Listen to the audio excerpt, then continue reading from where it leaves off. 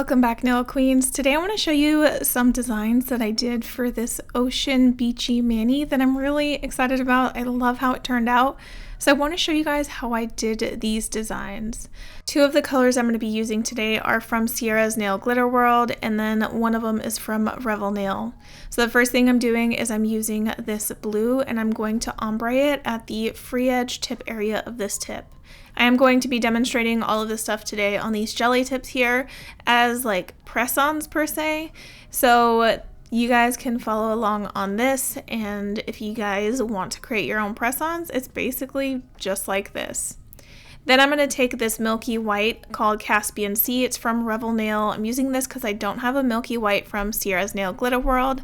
And I'm basically going to pour that over the remaining area that doesn't have any powder on it.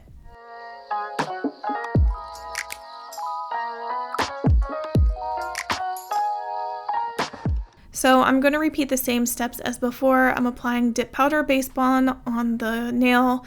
If you guys use gel liquids, you could do the same thing. It actually gives you more working time, but I use dip liquids for the most part. And I really like this blue because it has glitter in it, so it's giving it just like an extra little added sparkle that wouldn't originally be there if I did a flat blue. Now I'm pouring over Caspian Sea, and the reason why I'm pouring it over instead of dipping in is because I'm pouring it over a powder that hasn't been brushed off, so I don't want to contaminate my jar. Next, I'm going to apply Rose Gold Charm, Gold Rose Charm from Ciara's over in like the cuticle area, but not the whole cuticle. It's just going to be a corner of the cuticle area. And the reason why I'm doing that is because the other side of the cuticle area is going to be reserved for some beautiful charms and beads and stuff like that.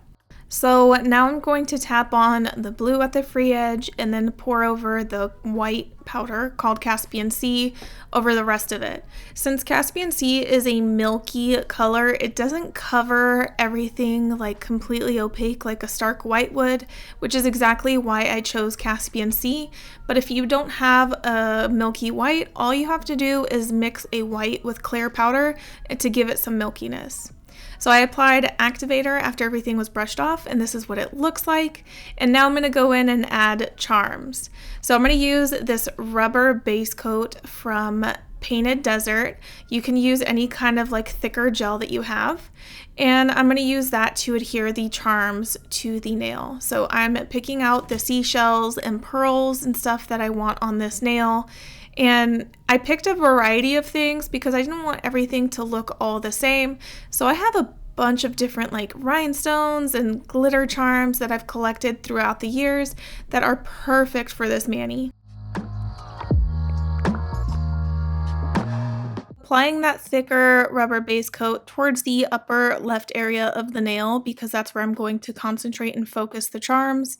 So I picked up the starfish, and then now I'm picking up the other things. So I picked up one of the shiny like rhinestones, and I have two pearls that I want to put on here too.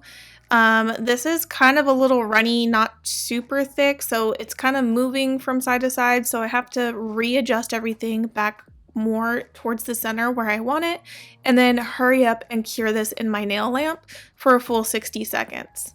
After it's cured, I'm going to seal everything in with a top coat.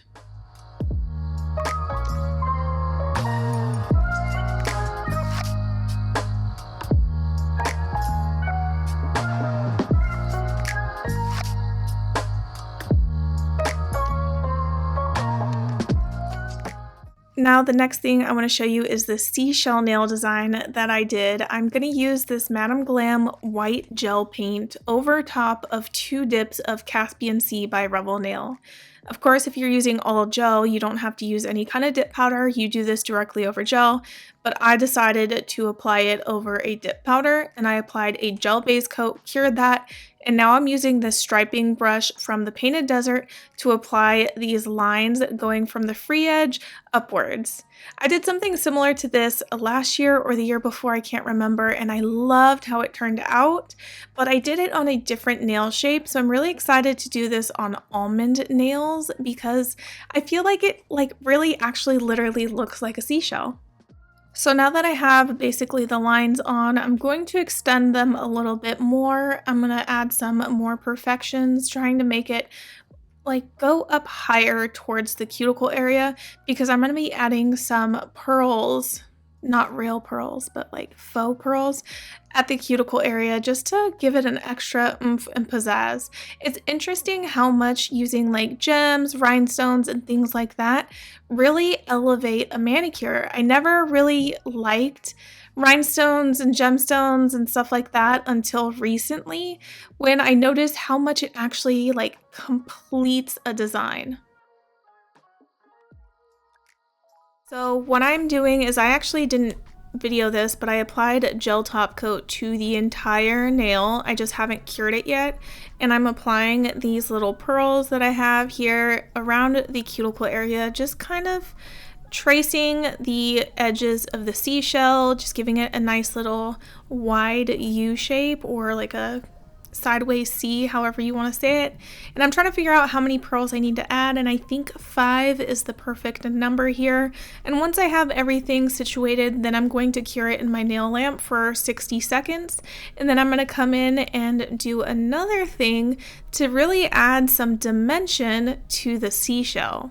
So I'm going to take the striping brush from the Painted Desert, and I'm going to use the rubber top coat. I already have top coat on my nails, but I'm going to add more top coat because it's a thicker top coat, and what I'm basically going to use it to do is add dimension to the stripes that I did on the seashells.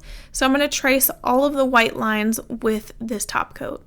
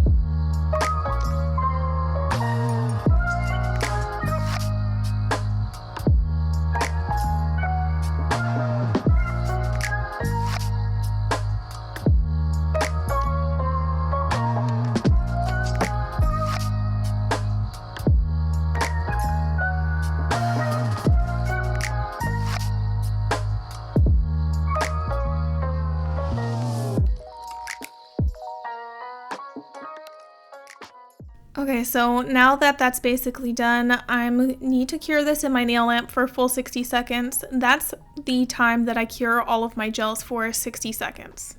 So once I have everything all pressed on, yes, these are all press-ons. I love how this turned out, and I love that they're press-ons because it means I can wear them again. So this is what it looks like. I'm really excited for how this design turned out.